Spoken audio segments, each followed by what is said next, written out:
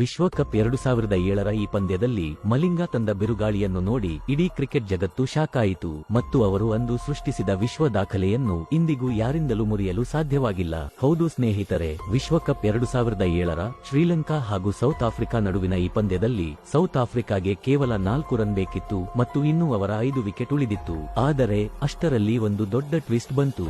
45ನೇ ಓವರ್ನ 5ನೇ ಚೆಂಡಿನಲ್ಲಿ ಮಲಿಂಗ ಶಾನ್ ಪೊಲ್ಲಾಕ್ ಅವರನ್ನು clean bold ಮಾಡಿದರು ಮತ್ತು ಮುಂದಿನ ಚೆಂಡಿನಲ್ಲಿ ಆಂಡ್ರೂ ಹಾಲ್ ಕ್ಯಾಚ್ ಔಟ್ ಆದರು. ಮಲಿಂಗ 2 ಚೆಂಡುಗಳಲ್ಲಿ 2 ವಿಕೆಟ್ ಪಡೆದಿದ್ದರು. ನಂತರ ಮುಂದಿನ ಓವರ್ನ ಮೊದಲ ಚೆಂಡಿನಲ್ಲಿ ಅವರು ಹ್ಯಾಟ್ರಿಕ್ಗೆ ಬಂದಾಗ ಎದುರಾಳಿ ಜಾಕ್ ಕ್ಯಾಲಿಸ್ ಇದ್ದರು. ಮಲಿಂಗ ಅವರ ಚೆಂಡು ಕ್ಯಾಲಿಸ್ ಅವರ ಬ್ಯಾಟ್ಗೆ ಎಡ್ಜ್ ಆಗಿ ಸಂಗಕ್ಕಾರ ಅವರ ಕೈಗೆ ಹೋಗುತ್ತದೆ. ಈ ರೀತಿಯಾಗಿ ಮಲಿಂಗ ವಿಶ್ವಕಪ್ನಲ್ಲಿ ಹ್ಯಾಟ್ರಿಕ್ ಪಡೆದರು. ಆದರೆ ಕಥೆ ಇನ್ನೂ ಮುಗಿದಿರಲಿಲ್ಲ. ಮುಂದಿನ ಚೆಂಡು ಎದುರಿಸಲು ಬಂದ ಮಖಾಯ ಎಂಟಿನಿ ಮಲಿಂಗ ಅವರ ಬಾಲ್ಗೆ ಬೋಲ್ಡ್ ಆಗುತ್ತಾರೆ. ಇದರೊಂದಿಗೆ ಮಲಿಂಗ 4 ಚೆಂಡಿನಲ್ಲಿ 4 ವಿಕೆಟ್ ಪಡೆಯುತ್ತಾರೆ. ಇದು ಇಂದಿಗೂ ಮುರಿಯದ ಒಂದು ವಿಶ್ವ ದಾಖಲೆಯಾಗಿದೆ. ಆದರೂ ಕೊನೆಗೆ ಸೌತ್ ಆಫ್ರಿಕಾ 1 ವಿಕೆಟ್ನಿಂದ ಈ ಪಂದ್ಯವನ್ನು ಗೆದ್ದಿತು. ಸ್ನೇಹಿತರೆ, ಮಲಿಂಗ ಅವರ ಈ ರೀತಿಯ ಉತ್ತಮವಾದ ಬಾಲಿಂಗ್ಗೆ ನೀವು 10ರಲ್ಲಿ ಎಷ್ಟು ಅಂಕ ನೀಡುತ್ತೀರಾ? ಕಮೆಂಟ್ ಮೂಲಕ ತಿಳಿಸಿ.